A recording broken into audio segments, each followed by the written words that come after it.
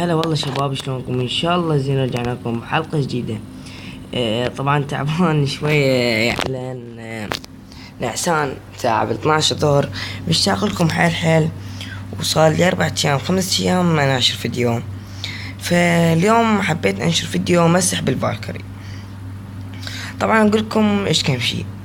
هسه انا مثل ما قاعد تشوفون قاعد اطور ملوك كل يعني اثنيناتهم، ويعني ما شاء الله خوش.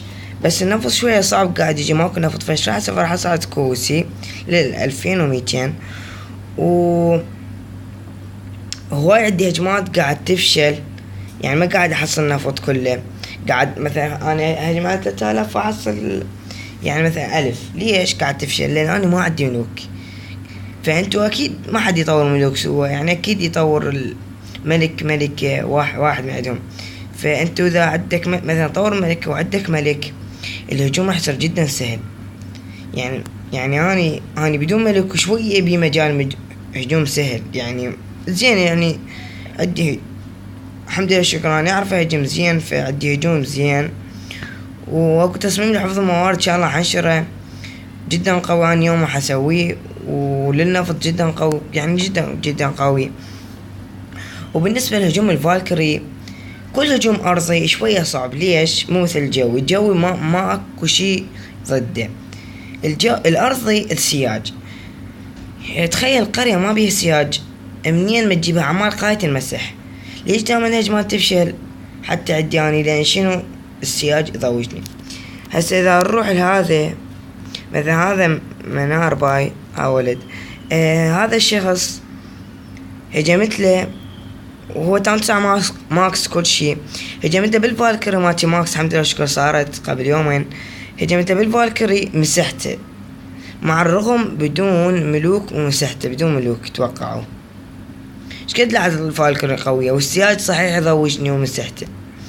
فاذا لو عندي ملوك كان مو بس مسحته، كان يعني مسحته مسح مثل ما قاعد تشوفون. طورت الملك وقاعد يصير ليفل 12، والملكة قاعد يصير ليفل 14. حلو والله. ما ادري عوال قاعد يصير ليفل 13 ملكتي. هسه منار همين قاعد يصير ملكته 14 اثنيناتنا سوا. ما عليكم. فاليوم راح اشوف لكم الهجمة اللي هي مسح. كنت هواي قاعد نخسر هالايام. ليش؟ لان رمضان وناس تعبانة وصيام مبارك عليكم، بس هواي ناس قاعد تخسر. هواي قاعد نخسر بالحروب. طبعا هاي الحرب كنا نفوز بكل سهولة، لان عندنا هذا لو هاجميله، وعندك هذا وعندك هذا. لو هاجميلهم كان فزنا. لان شنو؟ عندك هادي، عندك حديثي، عندك هذول لو هاجمين واحد من عندهم هاجم وماسع مثلا هذا كان فزنا. بس رمضان واحد ما هاجم وماكو حد. فاليوم راح اشوف لكم هاي الهجمة اللي هي هجمة مسح، هجمة خرافية. مثل ما قاعد تشوفون، طبعا 10 ماكس كل شي. بس المدافع هذني مو ماكس، يعني ماكس كل شي. وعندك الهاجم له ملوكة 26 ب24 ب10 الهيروات. الفالكري في الأربعة مو ماكس، يعني يعني في الأربعة وش تمسح.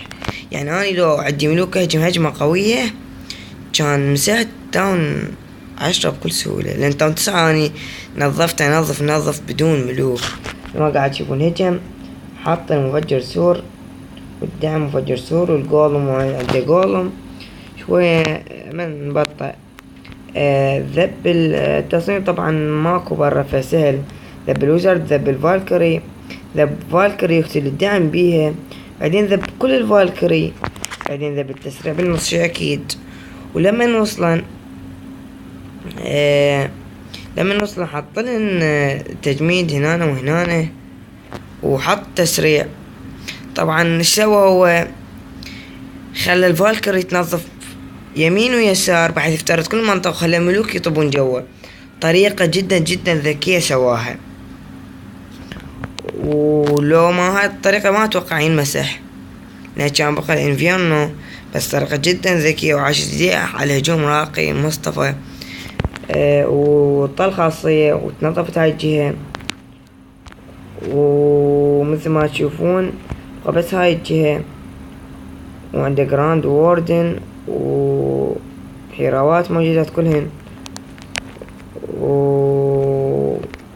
وعندك بقى هذا المدفع ومسح. ما شاء الله حجمه روعة. اذا خلينا نروح نسرعها.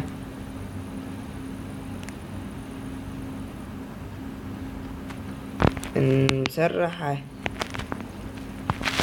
مثل ما قاعد تشوفوا، ما احكي بس شوفوا الهجمة، خوش هجمة ما شاء الله.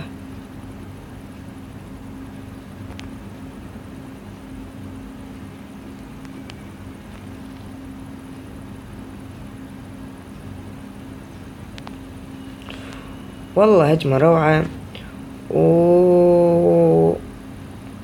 هنا نكون وصلنا لنهاية حلقتنا. لا تنسونا باللايك والاشتراك في القناة ليصل كل ما هو جديد. النفسية ما تقبل انشر فيديو، ليش؟ لان ماكو دعم متواصل يعني فالنفسية تضوج، فأتمنى تدعموني وتشتركون بقناتي عشان الدعم القاعد نطور هذا. وما كسرت كل شي بقالي، بس هذا الأبراج الأرشر الحمد لله والشكر. ويعني الحمد لله شكر كل شي كل شي يعني ما كسرت. والملوك وصل 220 مطور بيت. وهنا نكون وصلنا لنهاية حلقتنا. لا تنسوا اللايك بالاشتراك. مع السلامة.